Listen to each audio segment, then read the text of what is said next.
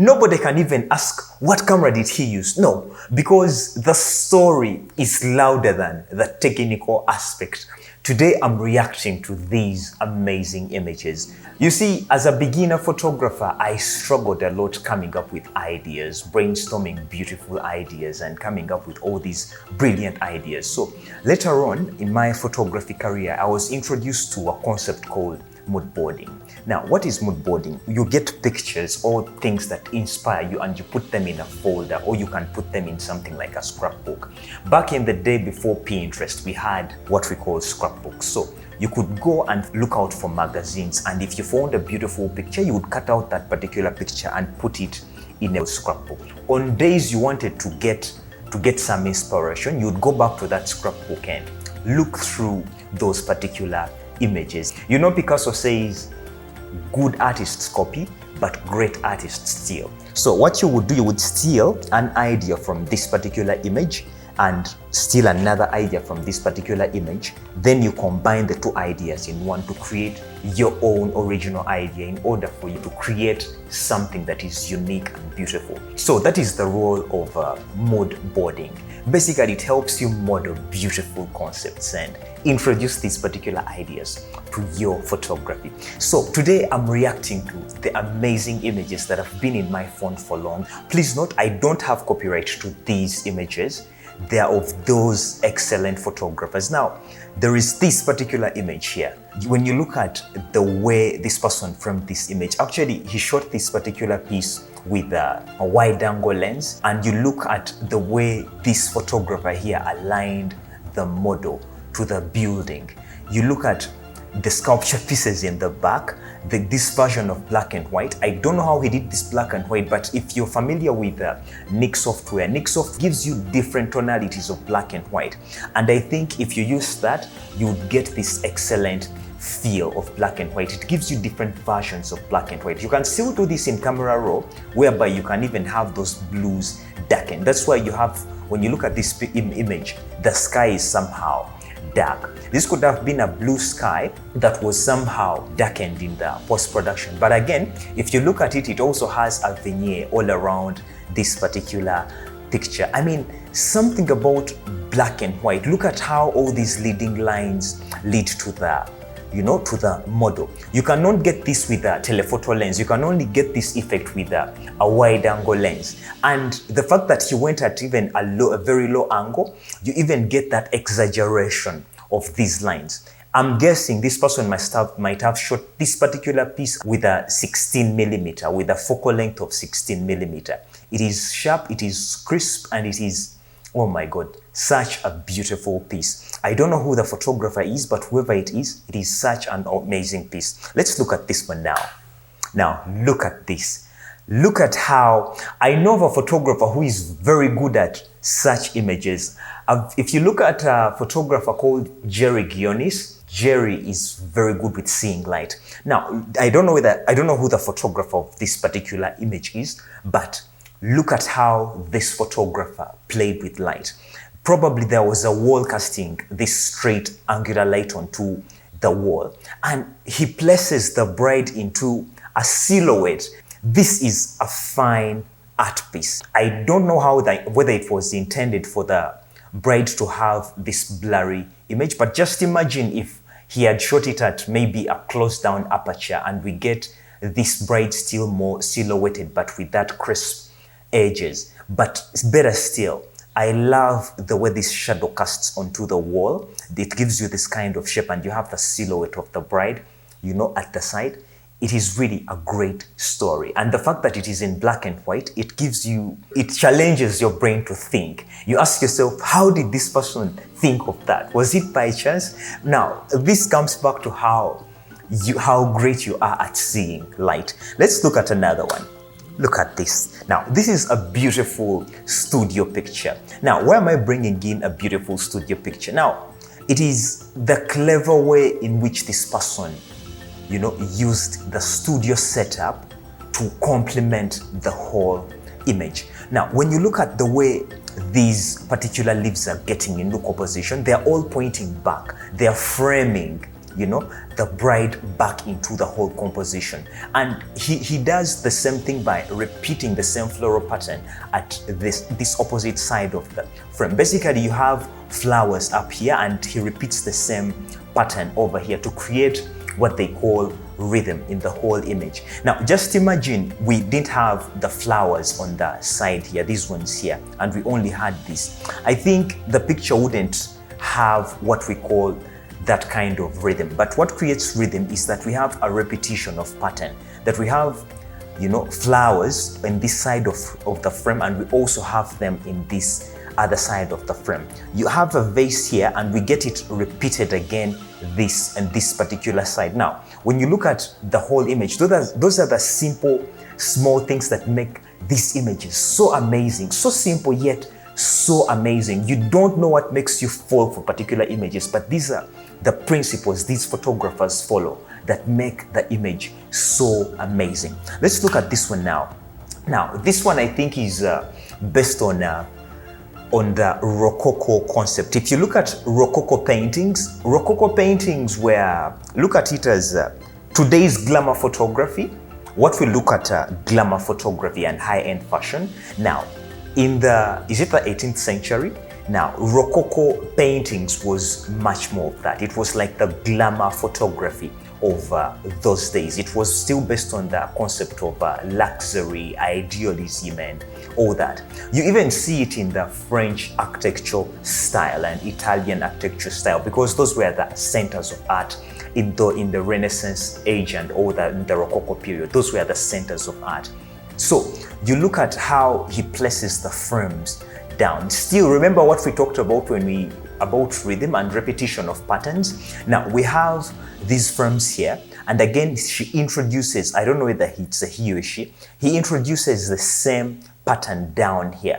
You see, it is a repetition that comes on and on and on, and this is so beautiful. I love the fact that how she sidelines this particular model away from the center, and he places the model on the side. But the most amazing thing is, look at how he avoids placing the model's face in a place that is cluttered. The model's face is placed next to a background that is a bit plain, so that the model can stand out even more from the background. Now, this is such an amazing piece. It is not actually, this particular person even broke the rules, but he broke the rules in a very clever way. So what he does, he clutters where people see most. He keeps all the clutter at the center, and he places the model at the side of the frame that is less cluttered. Now, this is a clever way of breaking the rule of the thirds. You see, because if we are to measure lines, the model would be placed around this particular edge. But the artist is very, very clever in the way he places the model. He places the model in a plain feel because he wants the model to stand out. I'm using a he and she because I don't know who the photographer is. So let us get into another one. Now, look at this one now. What I want you to look at this is the composition.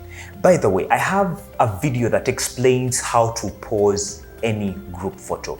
I talk about the Da Vinci triangles. I call them the Da Vinci triangles because Da Vinci used that pattern in his Last Supper piece. Now, look at how this person uses the triangles. From this head, he goes all the way to this head, and he comes all the way to this head. So when you draw, you see a silent triangle that, you know, is moving all through, you know. Even if we are to continue with it, like, we see just triangles all through.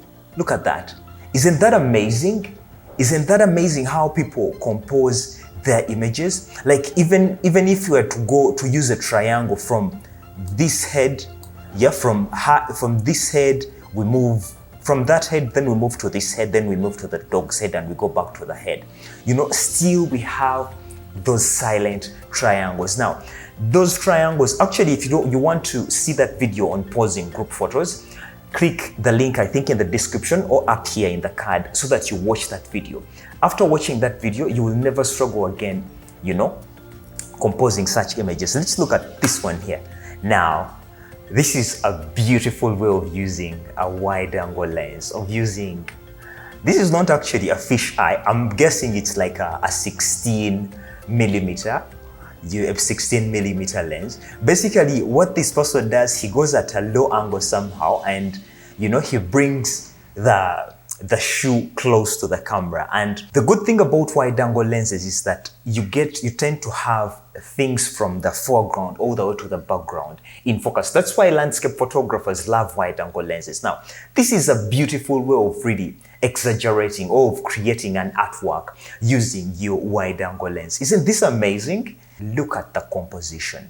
You remember the triangles I talked about? Because when you look at it, if you were to look at this picture from above, you'll still see the triangle pattern repeated. Look at this. From that, we move back to this, then we move back to the other one in the back, then we move back to this. Basically, we have 1, 2, 3. We have like a triangle here, then we have a second triangle here. They're using still the triangle technique while they're posing these models. Look at the way the model is posed. Okay, I think I would have posed this model the same way I would have posed this one, still facing the body, but I think he wanted to capture the trail. I love the way he posed these two models, like the way it accentuates the body. Then when you look at the sunset, behind the whole field, then the coloring. And when you look at the backlight, he seems to have a red light, rimming the models, because there is a particular backlight that is rimming the models. But at the front, he seems to have like a strobe of white light, but in the back, he tries to rim them with an orange rim light just to match the sunset vibe that is in the whole picture. This is very, very amazing. Now, let's look at to get such a result, of course, you need to have high-speed sync in your camera, or if not, at least you have to close down your aperture and pump up your lighting to the maximum so that you get this kind of feel. But I guess he still had the aperture closed down, because when you look at the whole image, it has focus from it has details from the foreground all the way to the background. Now, that is another piece really worth looking at. Let's look at another one. Now look at this one. This particular one, it is a cluttered, when you look at it, it is a busy image in terms of pattern and all that. But how does he make the model stand out? By using a color that is opposite green. Now, when you look at the color wheel, you'll realize that the colors that are opposite one another tend to fight for presence. Now, the model was dressed in reds and placed on a greenish background. That's why the model is able to stand out, because when you look at the color wheel, the color red is opposite the color green. So that is why red stands out from this background, despite the image being busy. What I love about this image is the styling. It is the floral pattern. It is the busyness is what makes this image really pop. It doesn't look like an ordinary, minimalistic, clean kind of image. I feel the clutteredness or the busyness of this particular image gives it more character. It takes it off the mainstream, minimalistic vibe that is going on of late. Now, this one is very, very characteristic. I love how this artist went on with this. Let's look at this. Now, this one right here is done by Dave LaChapelle. It is said there is no Photoshop in this particular one. The way you see it, this is composition done in camera. Dave LaChapelle's work is known for those vibrant colors, those beautiful storytelling colors. Now, look at this. Look at this. I don't know what these are. I don't know how are these transparent balloons? I just love the way he composites this. This is, I think, foam of soap or something. Like, look at how the way he printed this. Now, when you look at the wall, yes, the wall actually is printed on, to match what she was wearing here. Then she's given also these transparent bangles, and the model is also backlit. Is this Lady Gaga? Yeah. When you look at it, she's backlit. She's to get that more depth into the whole composition. Then we get some foam here, some soapy foam. Basically, this is a beautiful, well thought out image. Now, when the reason as to why I'm showing you such images, I just want to show you that yes, your camera is a tool, but coming up with these ideas, you need to have at least an artistic mind. You need to be a creative as a person in order for you to come up with such ideas. This is where your lenses and your megapixels won't come in. It all comes back to the story you're trying to tell. Now, Dave LaChapelle's work, when you look at it, you won't even ask what camera does Dave LaChapelle use. Why? Because his work rotates around storytelling rather than the technical aspects of things. You see, in Africa, we have a Kenyan photographer called Osborne Macharia. Now, when you look at Osborne Macharia's work, you cannot begin asking what camera does Osborne Macharia use. No, you can't. You know why? Because his work is based on story. So what am I trying to get to here? Let storytelling drive your craftsmanship, not the technical aspects of cameras. Okay, let's look at another one. Look at this particular one. Now, this one in the digital age, high-tech kind of feel. Now, I don't know whether this was projected there. This is a hologram themed kind of feel. But when you look at it, she's standing on a mirror and she's putting on a silver-like kind of dress. Now, the theme here is high-tech, hologram-like. Now, why I'm telling you to think in a perspective of storytelling is because whether you have the best camera in the world, for as long as you're not driven by story, you just have expensive, ugly pictures. Collect images that are going to give you inspiration for your next project. Let's look at this other one. Now, look at this one here. This one reminds me of those Vanity Fair images. The lighting itself, very, very subtle. It has that painterly kind of feel. Look at the painting that is in the background. It adds more value. I would call this femme hacking. There is a video of Jay-Z and Beyonce where they're standing next to the Mona Lisa. Now, what they're doing, they're using femme hacking. Now, when you look at Jay-Z and Beyonce next to the statue of David, definitely you're going to look at them as iconic people. It is the same concept these people are doing here. There is a book called Persuasion. It is written by Dr. Cialdini. And basically, persuasion is what happens before you persuade a person to do something. Juxtaposing your brand next to great people, in the minds of the consumers, you become great. It is the same thing they did here. What makes this image appear expensive? It is this Rembrandt-like painting that is in the background. Let us get to another piece. Now, this is a beautiful way of using the rule of the thirds.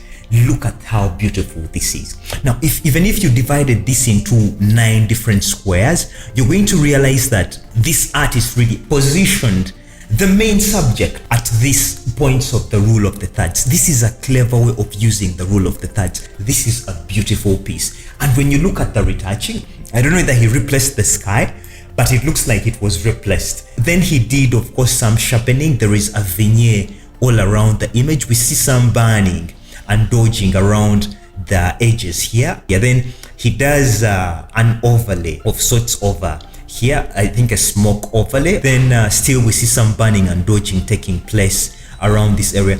Let's look at this one. Now, this is a very simple piece, the way you look at it, but I just love the way he used this overlapping feel to bracket the model. When you see he places flowers just side by side, the way he brackets, he uses this to bracket, you know, the model. And remember the thing I talked about, rhythm? He does the same thing by having the model hold at least a rose flower again in the hand, just to get that continuity of pattern. It is using now the principle of rhythm. Now look at this one here. I just love the way this was edited, the way he brightened up the blacks. You can do this in curves, and in terms of composition, look at how he uses the triangle thing, whereby you have this model stand out and we have her head at the apex, then we have all this, you see. Then we get like a Renaissance kind of painting up here, you see. That is how you can make your pictures seem expensive. Now, this is an advert, I think, for Chanel. Why do you think you perceive these brands to be expensive? They are always juxtaposing their brands against expensive Renaissance paintings, against things that are considered to be expensive. Sometimes you say advertising doesn't work on you, but there is a conscious mind and a subconscious mind. Your conscious mind may not for the first time pick up on this, but your subconscious mind will pick up on this, and it will all definitely say Chanel is an expensive brand. Why am I bringing this? I just want you to now think deeper into your images when you're creating the next images. Let's look at the next.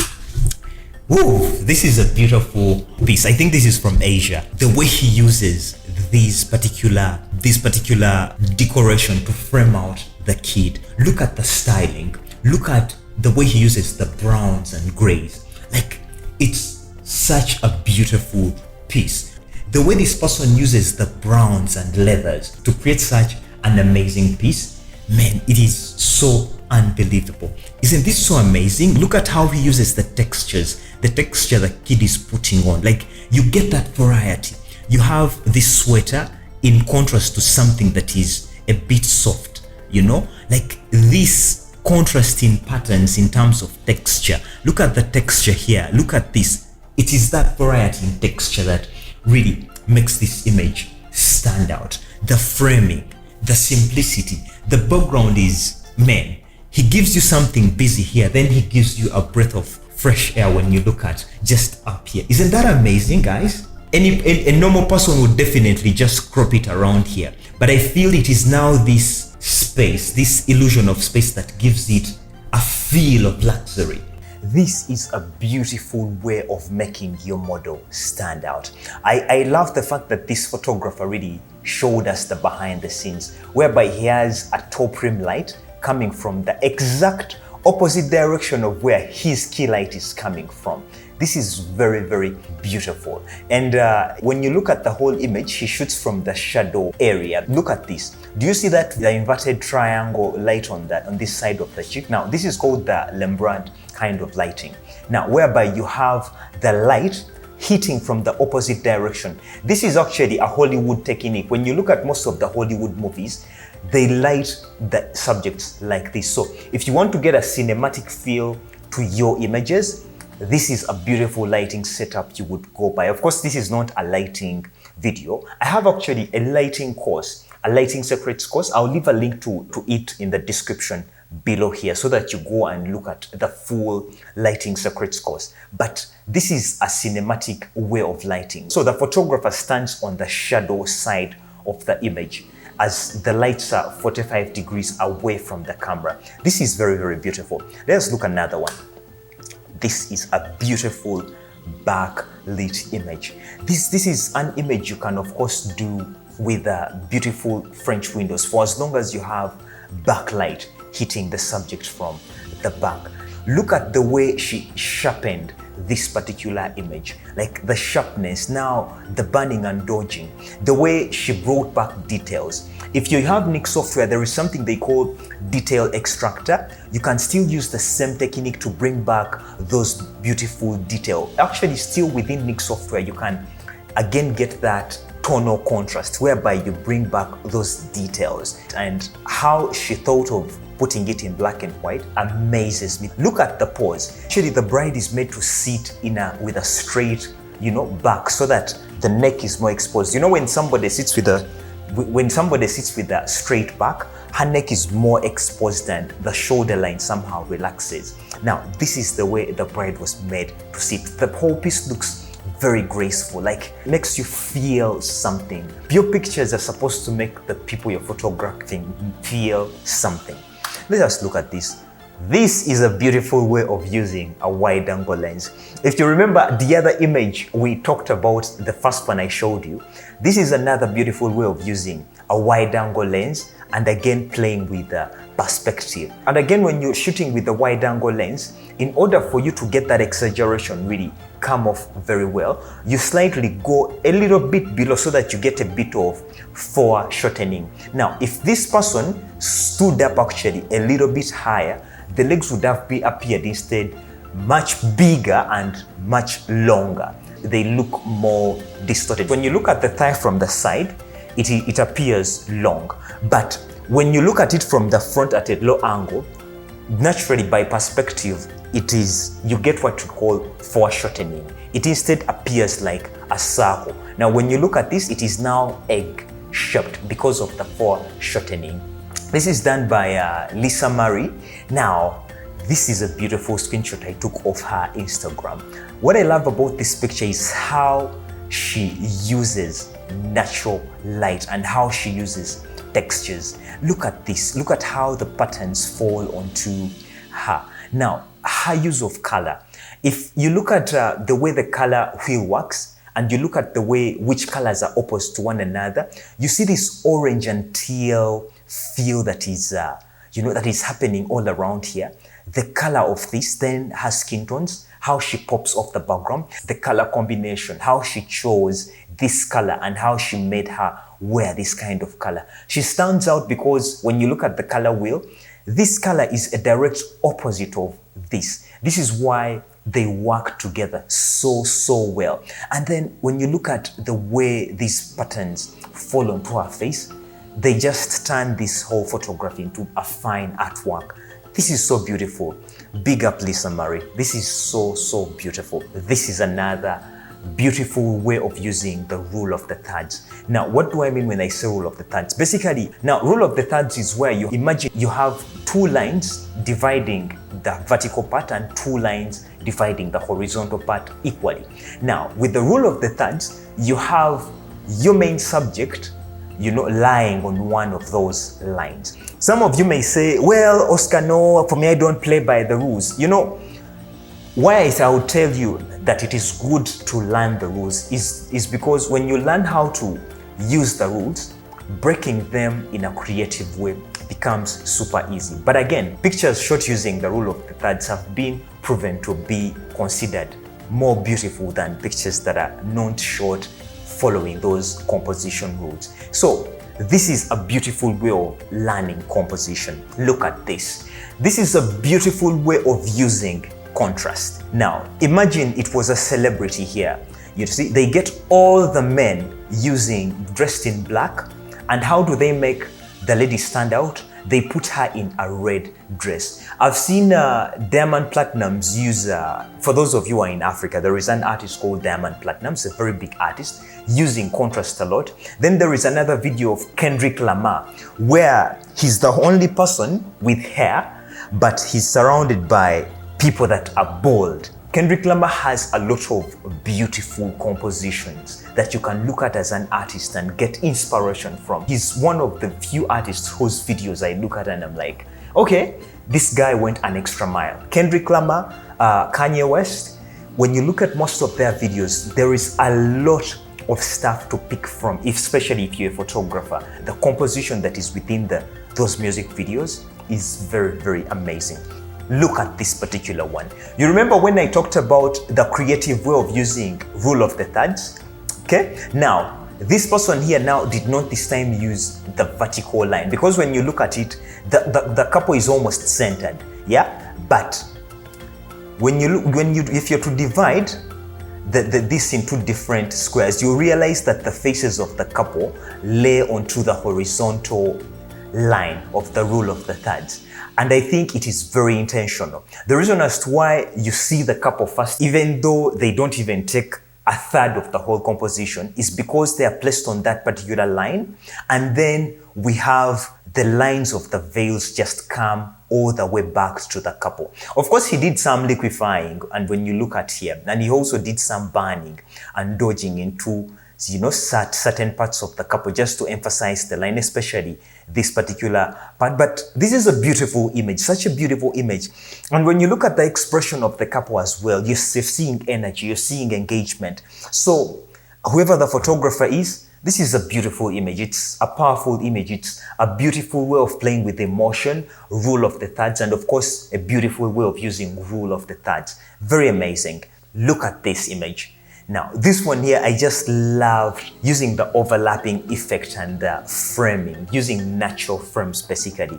So we have the veils covering here, then we have this one bracketing and another one bracketing at the front. So you have the face just at the front. And she still goes on to exaggerate a bit of this blue to introduce in an opposite color that is opposite the skin tones. This is a beautiful way of still using the natural frames, still using the overlapping effect and playing with color. You place somebody dressed in white against a dark color so that they stand out. And I love the way this person really edited this particular image, giving it, instead of going the natural colors, doing color correction, this person instead went the color grading way. This is very, very beautiful. I love the way the placement and the like. So let us look at this particular image. Now, this particular image, why did I even pick it out? I love the way the artist did banning and dodging. Now, when you look at it, he did not have gels on set, but he used a gradient map on this side of the frame. Because when you look at it here, he used a gradient map, and most probably I think he either overlaid or he did a multiply blending mode in Photoshop to give it this kind of thing, because if it was light that was falling onto blue, would still have it hit the edges of this blue light, hit the edges of this, and we would still see it onto the hairline if it was a blue light. But he used a gradient. This is a beautiful way of creating beautiful colors in your images, playing around with gradients. You see, this is very, very amazing in that he introduced now a cold tone on one side of the frame and we have a warm tone on the other side of the frame. Well, I think also these smoke things look like they are overlaid, the light rays, they look like they are overlaid onto the whole composition, because if these light rays were on, we would have seen some bit of shadow, some bit of light falling down onto the floor. I love the way he played around with the different color contrast. The pose is on point. Very, very, very beautiful pose, and I love this. Next, now, this is another one. I don't know who this photographer is. For some reason, I find myself, into his pictures. It is fantastic. Yeah, fantastic. Yes, that is what I'm seeing. But I love the way this artist uses the rule of the thirds. Like, he knows how to use leading lines. Look at this. Isn't this so amazing, guys? And what I love about this image is that the pipes here are dividing the image into two artworks, in that we have an artwork that is this side and we also have another artwork that is this side. That we have an urban thing here and then we have another. Oh my God, this is so beautiful. Whoever you are, this is a gorgeous piece. Now, another one done by Dave LaChapelle. Now, this is now what I call fine art photography. Very, very, very, very, very loving.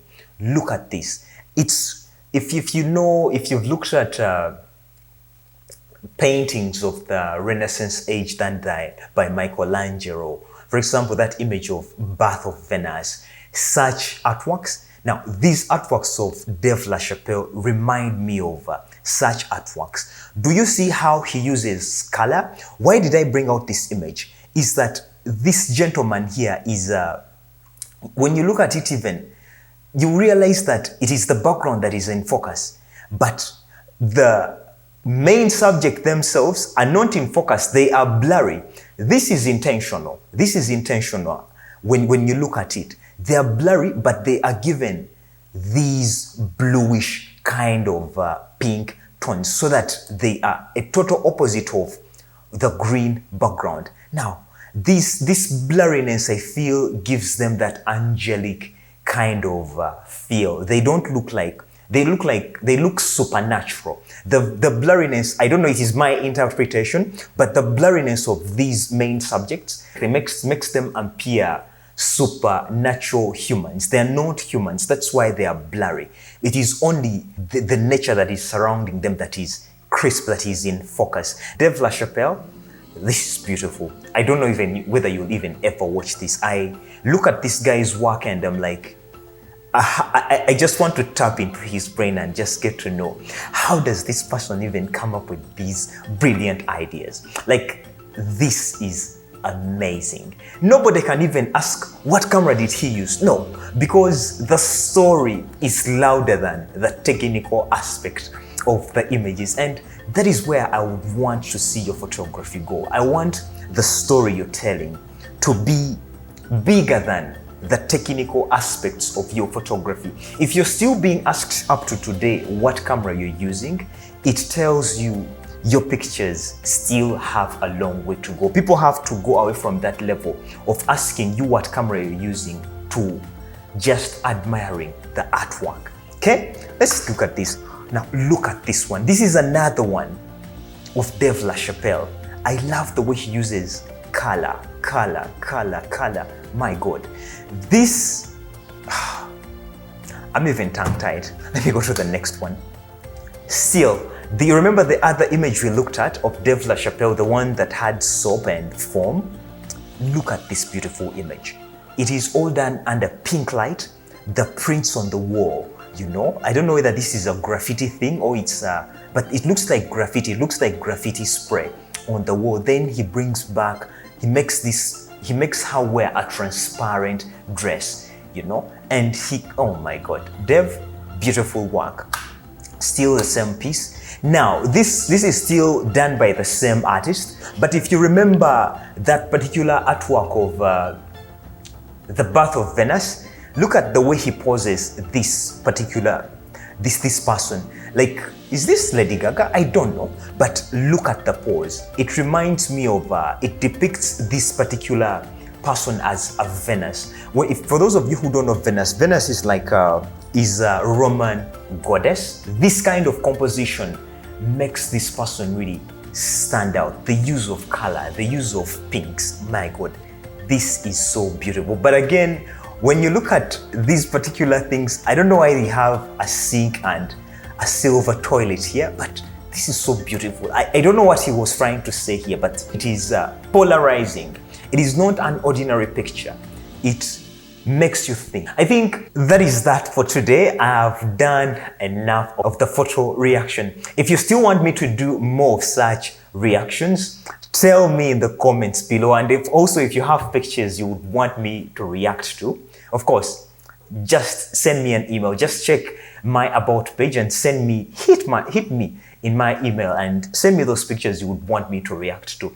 If you love these episodes, I would love to see what you think. And if you've not yet subscribed to this channel, come on, subscribe to this channel, and I'll see you in the next one. And adios.